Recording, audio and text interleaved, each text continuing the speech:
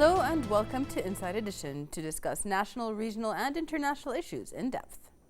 As part of the Kingdom of Bahrain's full commitment and keen interest to provide an integrated, preventative and curative health service through a network of advanced healthcare facilities, the Bahrain Defense Force Royal Medical Services continues to lead an array of healthcare teams working diligently to tackle the challenges at local and international levels, as well as maintaining and strengthening exerted efforts as one of the pioneering healthcare providers in the region.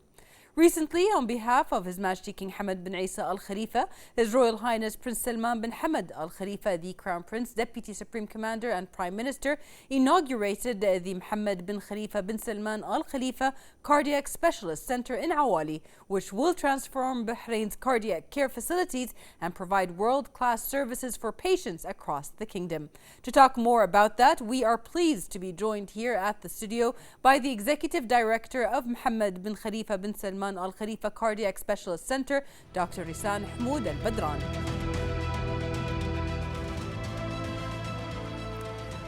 Welcome back, dear viewers. Joining me in the studio is Dr. Risan Mahmoud Al Badran. Thank you for being with us today. Doctor, we would like to congratulate you on the recent inauguration of the Mohammed bin Khalifa bin Salman Al Khalifa Cardiac Specialist Center in Awali. What can you tell us about the center, the facilities, the main healthcare services that are provided? Well, first, thank you for the congratulations. As you know, the heart center specialist, and this one, because it has a space, provided more services for the public of Bahrain. Right. For example, if we start with anybody who have chest pain, he will come directly. He doesn't need to go anywhere else. Yeah. We have what is known as the chest pain clinic. Yeah. Anybody who have chest pain, comes admitted. He will be investigated cardiologically to start with. And if it was negative in the beginning, some of this thing, it takes another 6 hours to be positive. So we keep him 6 hours later, and we repeat his investigation again.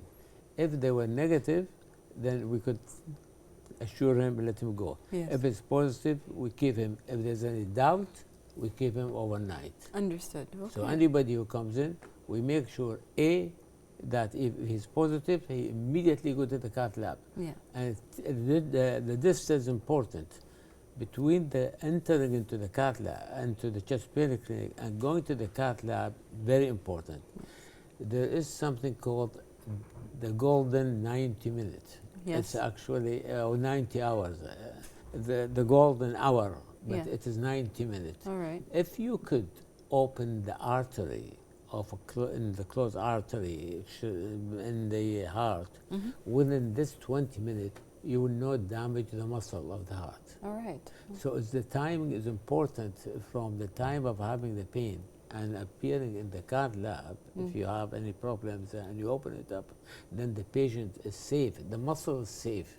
He doesn't need to develop heart failure thereafter. Right, right. So this is, we're very keen on that, the distance. Yeah. And in our present Cath Lab in the BDF hospital, the distance unfortunately takes 20 minutes. But we wanted to make it very shorter. We couldn't make it less than 20 minutes, 2 minutes. Okay. So anybody who have any chest pain, he comes in.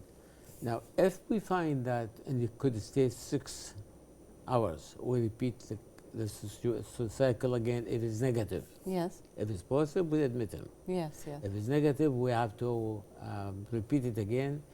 And if it is not cardiac, then we tell him it's not cardiac, which hospital he went. We discharge him. We have 2 ambulances for the Cath Lab. Wonderful. This is not part of the 999, because sometimes if you phone 999, you may take about 2 hours to come because they are busy somewhere else. Yes. While these 2 are available there to move this patient to whichever hospital he wants. Wonderful, wonderful. So you talked about the chest pain clinic, you talked about the Cath Lab, the ambulance is available. The Cath Lab, we have 5 Cath Labs. Yes. Which is enough to do with the population of Bahrain till it is 2 million plus Wonderful. population. Because internationally, is that a Cath Lab is required for every 500,000 patient population. Yeah. So we have 5. Okay. 4 of them are individual. Yes. But the 5 have a distinguished center. It's called hybrid type. And combine both operating a theater with the machines for doing angiography, for catheterization. This is very important. First of all, it's very recent. And very rarely places have it. Yes. But the advantage of it, when you are repairing a valve, particularly when you are repairing a valve, yes, when you see it by your, in your eyes, yes, you think everything is perfect. There's no bleeding coming, nothing else. right. But in fact, as the patient recovers, his cardiac output and the blood pressure rises, you may find there's a leak. Yes. And the leak may start mild, then become moderate, then becomes severe. Then you need to repeat the whole things again by operating. Yes. In this case, no. This one, as you are repairing it, you do catheterization at the same time at the same table. Yes. That will show you, because there's a dye in it. Right. Special dye in it. It will show you. If there's any leak, then you repair it then. No matter how minimal. No matter how minimal. So that there's no need for a patient to come back in a few years' time having a problem. Amazing. That really solves the problem from the beginning, from the get-go. It's probably exactly. Yeah. And it's very important. Yes.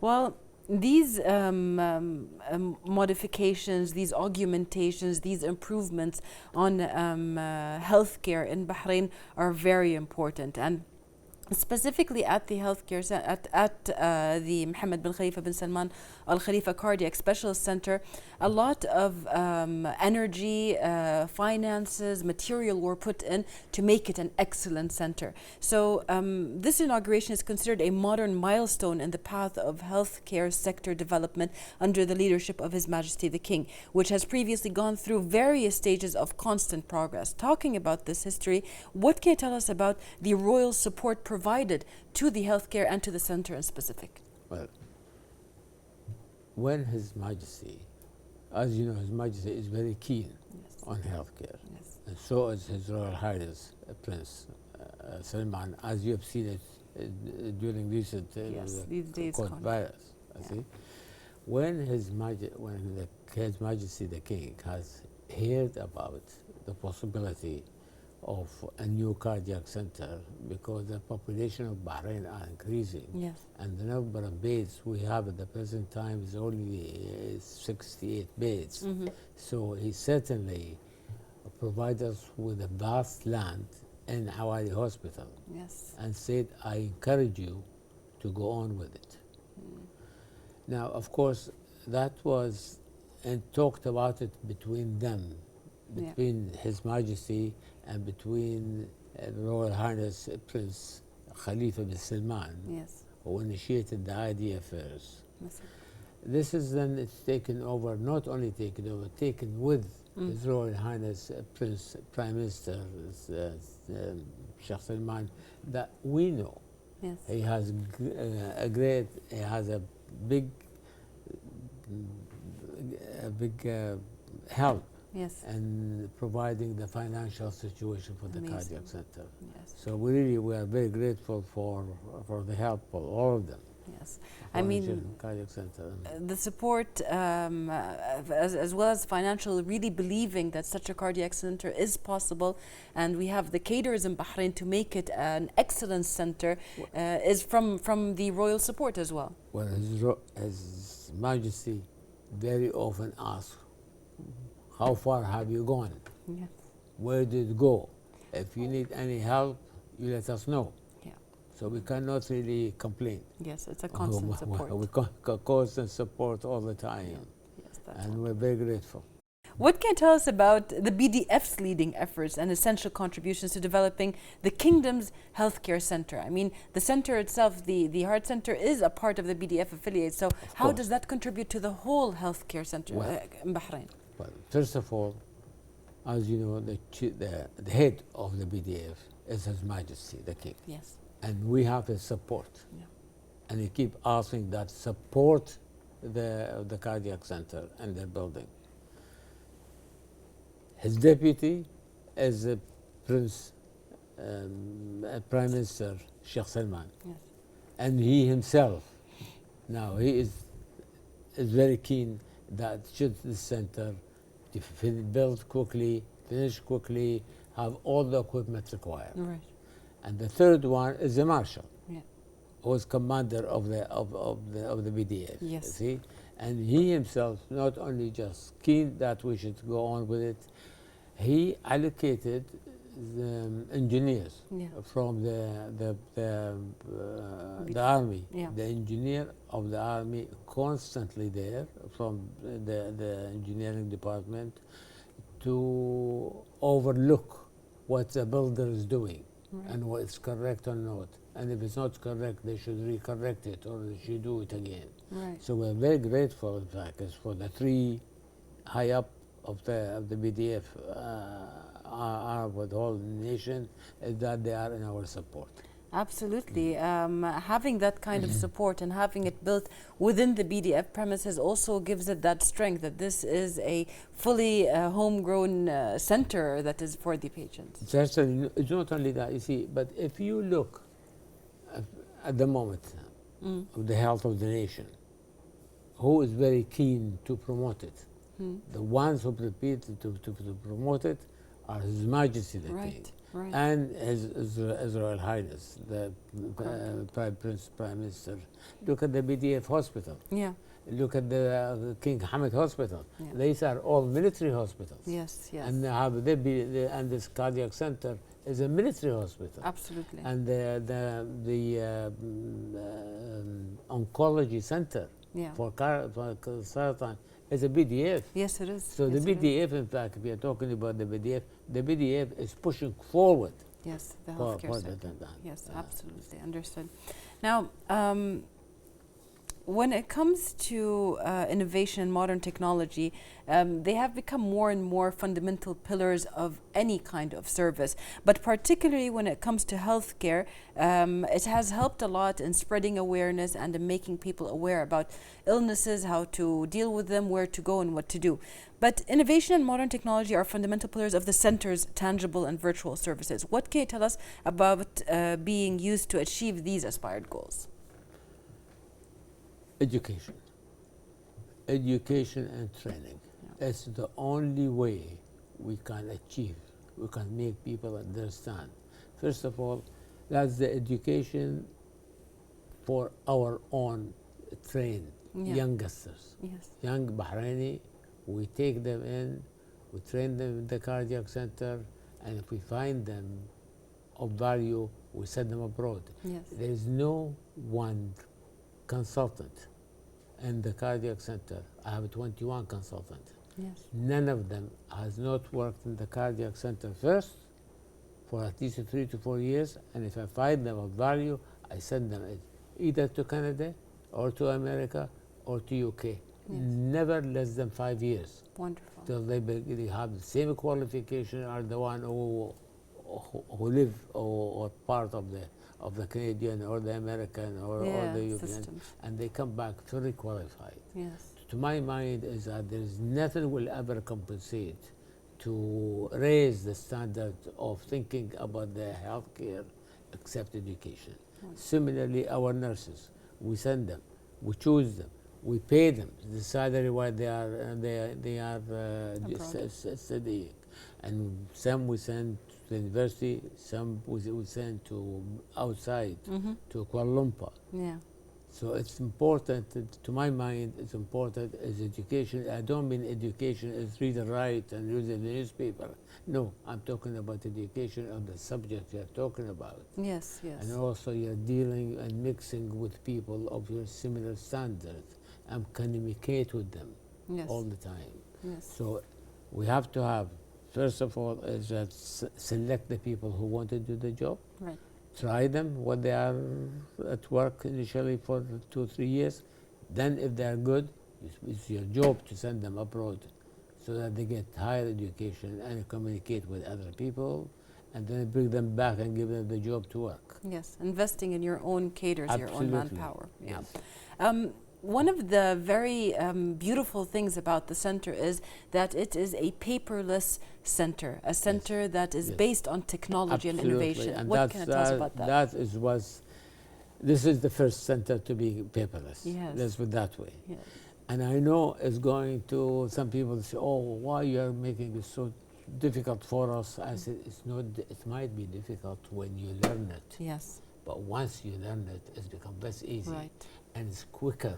Yeah. And instead of spending so many nurses writing about it, instead of spending this hour writing, spending this hour looking after the patients. Right. And that's why I want them is to look after the patient. Right. If you want to just push the button, it will tell you everything. Yes. It is not only just the patient since admitted to a hospital, it's the doctor, it is the laboratory. Right. Even the laboratory technician, it goes in. Yes, yes. It's all paper. Yeah. Paperless. It's faster, definitely faster. And it is there. Yes. When you put them in, when you want them, it's available there. Yes, yes. You don't need to ask your secretary, oh, where the file, and whether we don't find the file in 2 days' time. No, it's all there. You just push the button. Right. It's a big leap from the days where you have to wait until the laboratory sends the report to the file of the patient. And the only disadvantage of it, is it? we will have to be patient, not to rush and think that we must know things overnight. Yeah. This is not going to be taught overnight. It may take you about 2 to 3 weeks before you learn how to push the button. Yeah, but that is nothing compared to the time that of course that will eventually be wasted, this right? is the point. It will cut the time. Yeah. Another very important thing to mention, like King Hamad Hospital and like the BDF, the center is a very strict infection control area. You guys, one of the things that you have mentioned to me is even when it comes to the aesthetics like curtains and separators, you guys went to the technological end in order to provide that infection-free zone. What can you tell us about these modifications? Now, first of all, the areas which are subject to infection is that they have no curtains. Yes. I have a group trained, they do nothing else, but they go around to making sure that there is no area to be a source of infection in the wards. Yes, yes. We got 2 infection type, special type. There's a clinical infection doctor, is a consultant, who goes around for any patient who have any infection. Right. That's a clinical work. Yeah. He's supported by laboratory work. Yes. And the laboratory technicians and doctors there, they look at what kind of bacteria and what antibiotic that suits it. Right. So the combination of the two, I hope it's because at the time you could only have technician in the laboratory who would tell you, you got microbe such and such, and it's sensitive to 1, 2, 3. Yes. But to see what is missing is what is the condition of the patient. Right. So if you could have the combination of the clinical, a doctor with the specialized, the clinical look at the patient, yes, and correlate with the bacteria, then that's the better result. Yes, and you also have more information for future cases that are similar. That's important. I hope so. Yes, yes, definitely. Well, you mentioned about educating your manpower, specifically abroad and so on. And this is actually part of how your center contributes to achieving the National 2030 Sustainable Development Goals. What else comes into that? What fits into that other than that? The only thing that fits into it is to have our communication with people abroad. Yeah. For example, like I say, the Mayo Clinic or the Cleveland Clinic, we bring them together to see how we are doing. Yes. We claim we are good. Yes. Are we good? Yes. So we need somebody to verify. come and verify it. But the important thing is that we train the Bahraini people. Yes. and not just train them here. We train them where other people think they are better than you. Yes, yes. I don't want them better than me. Yeah, we want to be better I than want them. it to be similar, if not better, we're similar. Yeah. And that is our aim, is to for the 2030. Perfect, perfect. You mentioned a little bit about the Mayo Clinic and other institutions, and the center actually benefits from its international outreach activities and cooperations with global health institutions in terms of training and expertise. Yes. You also bring some of these doctors over to Bahrain to see the cases that we have here. So what can you tell us about that? We will too. And so far, we bring them in. Now with the new center, we talk to them directly, immediately. Yes. Even where you're the Cath Lab, you're catheterizing, you could talk to them directly. Or when you're operating, you go to them directly. Wonderful. You see? And this is very important. The important thing is this. I am excited about this, this part. Yes. Because by the time, if you want somebody to come to see a patient, it will take 2-3 days by the time you get the tickets. Too many logistics. Too many logistics and the timing. So this one, immediately we show them the patients. Yes. And we show him straight away. Yes. And see what he got to see. Yes. I mean, this feeds back into the fact that this center is so highly innovative. But it's also important that we have people in. Yes. This doesn't compensate, of course, for the personal communication. Yes. At the moment, the communication was as in person to person. Yeah. Now the communication, although it's in person to person, but it is from the Cath Lab. Yes. From where you are working. Right. I'm doing this. What else do you think I could do? Yeah. Or in catheterization, I have done that. Do you think I should go that and that? Immediately while you're there with these people. Right, right. I mean, for the people that are in the healthcare sector, we put a lot of value when it comes to patient to healthcare practitioners' communication. Especially as nurses, we communicate mostly with our patients and we always have to be there physically. But when it comes to education, having these innovations of having an expert from out of seas seeing your operation, giving you direct feedback, or you communicating to them feedback, really makes the healthcare provider more excellent in providing healthcare service to the patient, right? All nurses in the cardiac doctors. center, they must attend. Yes. They have, when the time off, Yes. is that they will attend lectures Beautiful. in the cardiac center Yes. every week That's, to be brought in. that's amazing. It's very important.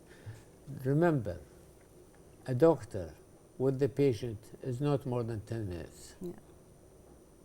Okay? Yes. Particularly if it's not a new patient, if you've already seen the patient the day before, Yes. the day after, it will be 10 minutes. Less How are you today? And listen to his heart, listen to his lung, and Yes. say, yeah, things are all right, you're fine, and he goes away. Yes. Okay? The nurse is with him for either, some people they have 8 hours, and some people have 12 hours. Our system is 12 hours. Yes, it is. So the nurse with the patient is 12 hours. Right, right. She knows him more than the doctors. Perfect, right, exactly, yeah. Uh-huh. And that's why they need that training as well. That is why I have them together Yes.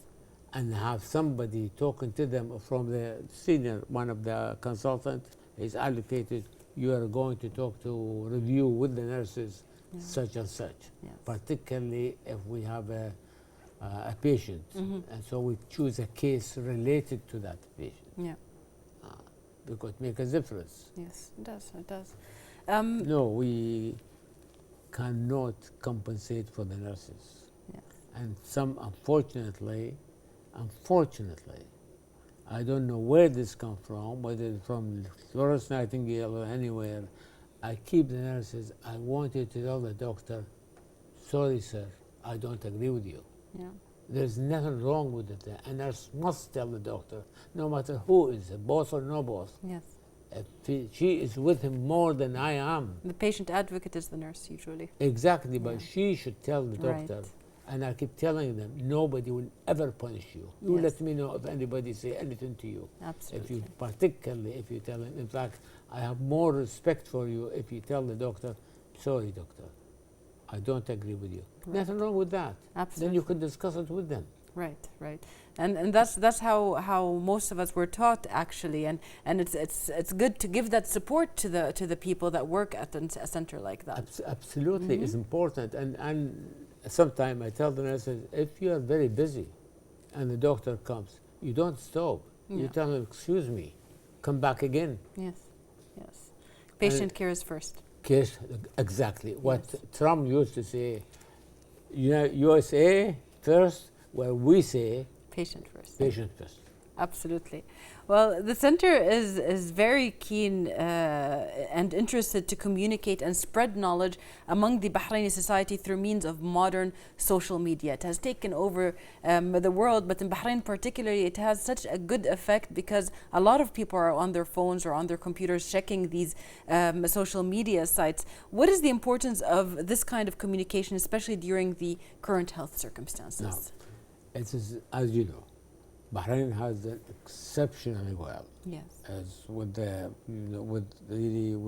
our big grateful to His Royal Highness Prime Minister for taking very keen interest in fighting the corona. Yes. And Bahrain, in fact, I think is one of the best places, the best countries in dealing with the coronavirus. Right. Now, this would not happen without having the people communication with each other, having the people concerned, the doctor concerned on television every night, trying to advise people to what they should do. I know you are watching television, and you know you see the doctor, but we just come to remind you, not to forget, that I want you to wear the mask, and also wash hands, and try to avoid the congregation, avoiding collecting people so many together, till we pass through this period. Yes. The government has left nothing without bringing the injections to them. Right.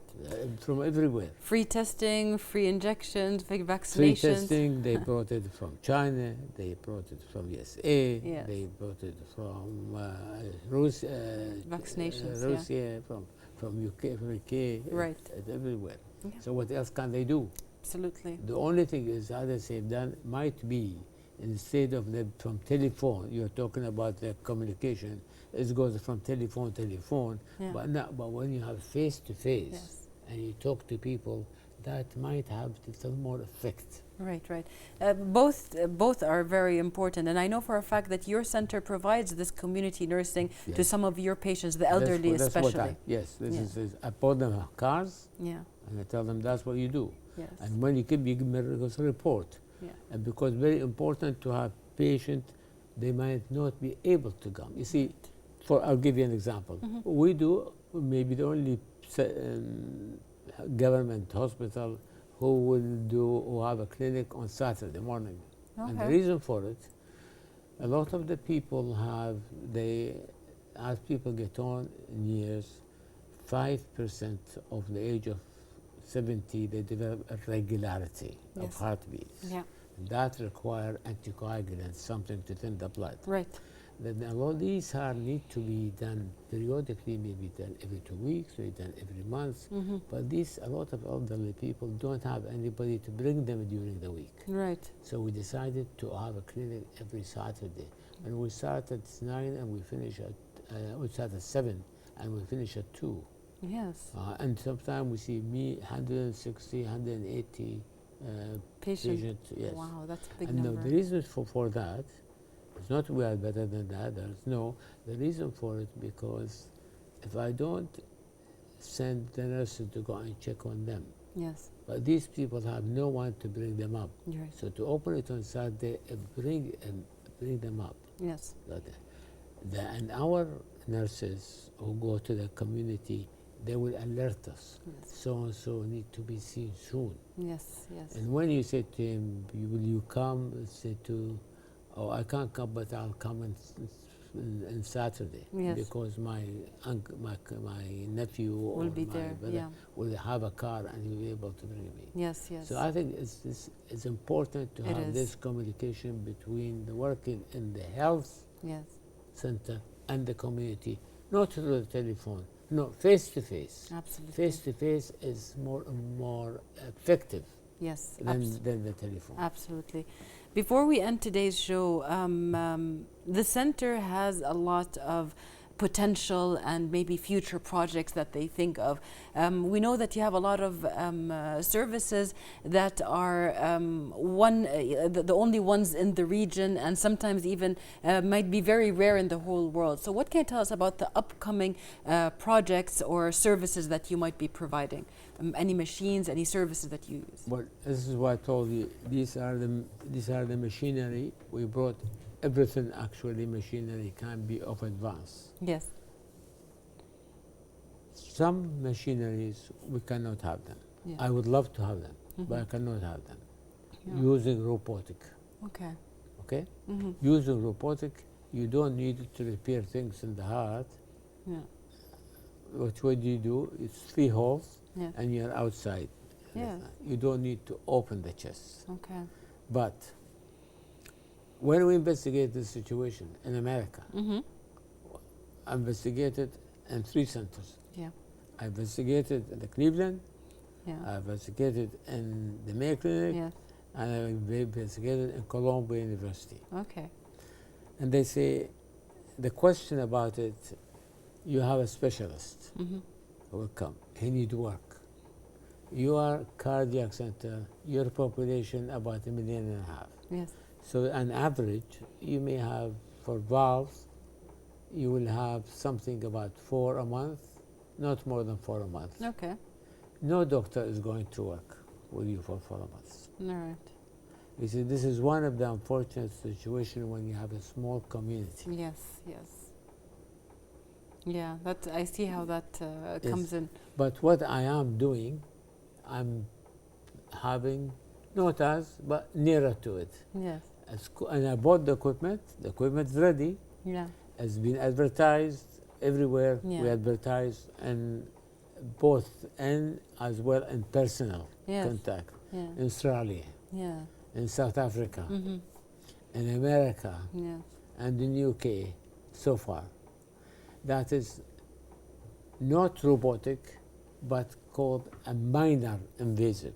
Okay. Also, you only have the 3 holes, Yes. and you go through and you do it. Yes. Minor The invasive robotic surgery. outside, you go inside. Yes. With special only training small also. holes. You don't cut the thing. Right. Right. Right. That I have the thing. I'm only wanted the manpower. Wonderful. Yes, and I wish I could. He may say, because these people who do minimal invasive, they can also do coronaries. Right. So it gives them work to do. Yes, exactly. And even the region will see Bahrain as a center that provides this. For that, Yes. But he said, I said the robotic is the one, but then the population, nobody is going to work with you for doing for a month or something like that. Yes, yes. Nobody would do that because they would lose their expertise. Perfect. Okay, so it's more like a step-by-step thing. I'm hoping I'll get that. I have the things ready. I bought the equipment Yes. ready. I'm just waiting for somebody to apply and come and try us. Yes, that's This was something. This is the most advanced. There's no other advanced except these 2. yes. The only thing is that transplant. Unfortunately, people may ask for a transplant. Transplant is not suitable in Bahrain for a simple reason, because of the number. Yeah, yeah. No, understood. Because of the number. I mean, even the big centers, they do not more than 5. Some big centers in India and Saudi Arabia, 5, 6 a year. Yes, yes. There are also other services for other kind of cases that are provided at the center with more commonalities in Bahrain and the region. In the state of the center, in the state of the transplant, there are other things which give you 80% odds instead of transplants. Yes. What's called it's CRT. Yes. Yeah. It's cardiac repolarization therapy. Yes. Okay, and when you have heart failure, Yes. we have, unfortunately, in the term of the word, in the Gulf state, we have something called cardiomyopathy. Yes. And this is about you, Saudi Arabia, you would have seen it more. Yes, it's a lot of them. Because a lot of young people Yes. who got disease of the muscle. Yes. It's not a disease of the arteries One of the or main, the valves, yeah. the muscle. Yeah. Now we do the CRT. Yes. Repolarization, that then it makes the left ventricle and the right ventricle contract together. Yes. So your ejection fraction, Yeah. instead of being 20% or 30%, it can increase it to 35 to 40%. Right. That will make it live normally. Amazing. And you don't have then the complication of the medication for the transplant. Right. And faster Yes. recuperation time. It will cost us, I know, you would not believe me, but it will cost, for the CRT, it cost me 11,000 dinar. Wow. That's And a big number. we use it free of charge for Bahrainis. That's wonderful. I mean, that's wonderful. And we do that, and it makes all the difference to the patient. Yes. Make them live. Yes, and even the word of mouth of the patients later on, it really does make Bahrain, or this center specifically, a place where the other region GCC countries can come and get this service done. Before, as you say, we're still having contract with Aramco. Yes. Since 97. Yes. I have contract with them. We every 5 years. I have actually signed with them the last contract, even though there's coronavirus, in January. Okay. For another 5 years. Okay, wonderful. It goes on like this. Through them, because of we do Aramco, through a lot of people who are not belong to Aramco, they come from Saudi Arabia, and that is how it goes from mouth, as you say, word of mouth, from by mouth. Yes, transplant. yes, absolutely. And this is natural. Yeah. This is natural because the Gulf states are together, and you should go there, just on the whole. Yes, perfect. Thank you so much for being with us today, Dr. Isan, and talking to us about the center. I mean, as much as we can talk about it, it doesn't really fulfill the objective because there's so much to say. And we hope that in the future, with more projects and more services and even more events that come from the center, we will be able to talk more. Well, we will do our best. Thank you. Thank you. Every one of us will do our best. And how we do our best, and the reason we do our best is because we work as a team. Yes. And to me, in the cardiac center, working as a team is the essence of its success. Absolutely. Otherwise, we'll never succeed if we don't work as a team together. Absolutely. But before I finish, if you allow me, Please I do. want to say something. Please do. I would like to thank the government of the UAE for their support financially. Yes. Without their support, we would not be able to do that. So I'm very grateful to them, and we hope our success, it will be their success. Definitely, and much deserved support from the UAE as well as our region for this very noble cause when it comes to it. They have been very kind. Yes, thank you so much for being with us. And please wear the mask. Wear the mask and keep away and wash your hands regularly. That's from the mouth of Dr. Risam Badran himself, in addition to the Bahrain COVID team that has been out there trying to protect us all this time. Thank you very much to your viewers for being with us, and see you next week in another episode of Inside Edition.